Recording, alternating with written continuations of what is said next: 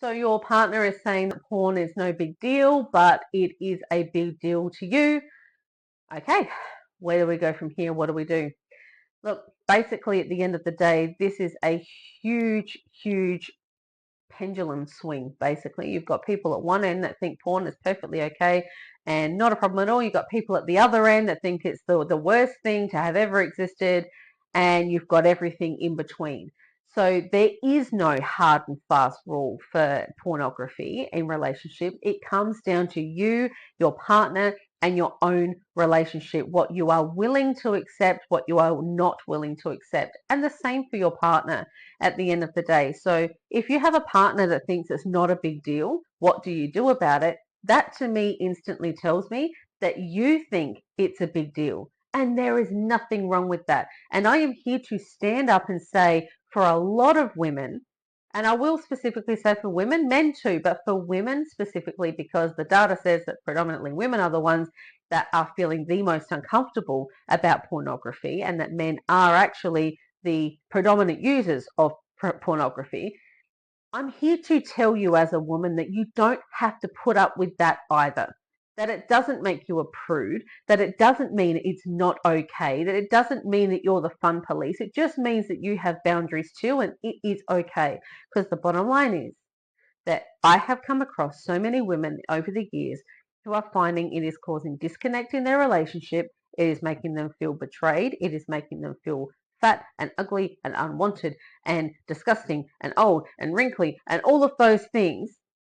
And generally, their partner actually has no idea that they are feeling that way. And a lot of the times, I don't want to believe that men are awful either. I just believe that sometimes they're uneducated and uninformed, especially in a topic like this, because it is taboo, right? There is nothing wrong with you feeling uncomfortable about it if that's your position on pornography, but you do need to bring it to your partner's attention.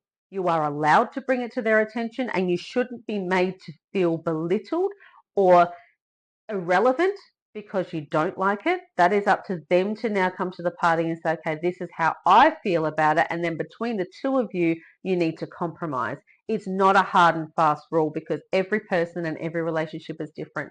So I encourage you that if you feel that your partner's pornography use is causing a problem in your relationship, please communicate with them. You may find that they actually have no idea that it's causing such a problem.